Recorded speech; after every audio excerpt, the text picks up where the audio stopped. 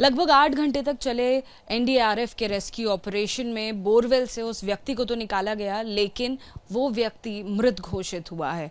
इस वक्त मैं मौजूद हूँ दिल्ली भाजपा मुख्यालय में और मेरे साथ दिल्ली भाजपा अध्यक्ष वीरेंद्र सचदेवा जी मौजूद हैं इस मामले पर बातचीत करने के लिए। सर, बहुत लंबा रेस्क्यू ऑपरेशन चला लेकिन उस व्यक्ति को बचाया नहीं जा सका। किस तरह से आप देखते हैं इस पूरी सिचुएशन को? किसको जिम्मेदारी इसकी लगता है कि माननी चाहिए और सामने आना चाहिए? लेकिन केजरीवाल जी ने रिएक्शन दिया है, आतिशी जी ने भी कहा है, लेकिन अब तक आधिकारिक तौर पर कोई ऐसा पुख्ता रिएक्शन नहीं आया है जो बताए कि इसमें आखिर गलती किसकी थी। देखिए, उस व्यक्ति का इस तरह से जाना अफसोसजनक है और आपने कहा कि मुख्यमंत्री का रिएक्शन नहीं आया, आएगा भी नहीं, क्योंकि मानवीय संवेदनाएं दिल्ली के मुख्यमंत्री खो चुके हैं। उनके लिए ये सिर्फ एक हादसा है। दिल्ली जल बोर्ड पिछले 9 साल में दिल्ली की जनता को लूटने के अलावा कुछ नहीं किया और इस तरह के बोरवेल में एक आदमी का जाना। हमारी जो निगम की प्रत्याशी हैं कमलजीत शेरावत, वो गई थी मौके पर।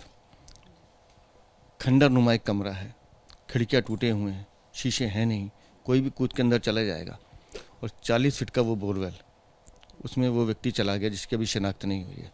एक परिवार का एक व्यक्ति चला गया, उस परिवार पे क्या बीत रही होगी आप अंदाज़ा नहीं लगा सकते। लेकिन इनका सिर्फ इतना कहना कि जी हादसे में हमें अफसोस है, बेशर्मी है, और साथ में ये भी कह रहे हैं कि हमारा बोरवेल सुरक्षित था। सुरक्षित था तो वो गया कैसे? वो आदमी गिरा कैसे? क्यों वहाँ व्यवस्था नहीं थी? क्यों वो खुला हुआ था? और ये पहला हादसा नहीं है दिल्ली में। अभी 28 फरवरी को अलीपुर में एक रमेश चंद नामक आदमी जो सीवर के खुले गड्ढे में गिर के जिसकी डेथ हो गई, पूरी घटना को दबाने की कोशिश की गई। जुलाई में एक ऑटो रिक्शा ड्राइवर चला जाता है हमारा भाई, इसी गड्ढे में गिर के।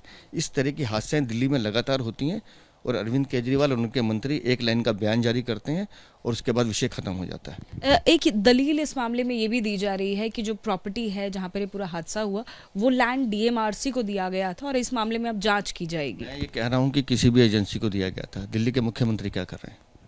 जल बोर्ड तो उनका था, बोरवेल तो उनका था, और अगर दिया गया तो जांच करवाइए उसकी। जो दोषी है उसके खिलाफ कार्रवाई करें, लेकिन अरविंद केजरीवाल अपनी जिम्मेदारी से बच नहीं सकते। दिल्ली का एक नागरिक गया है, आपको तुरंत इसके लिए भी जिसकी अभी शनाख्त नहीं है और रमेश चंद जिसकी घटना को दबाने की कोशिश की है अरविंद केजरीवाल उसकी सरकार ने, दोनों व्यक्तियों को 1-1 करोड़ का मुआवजा देना चाहिए उनके परिवारों को।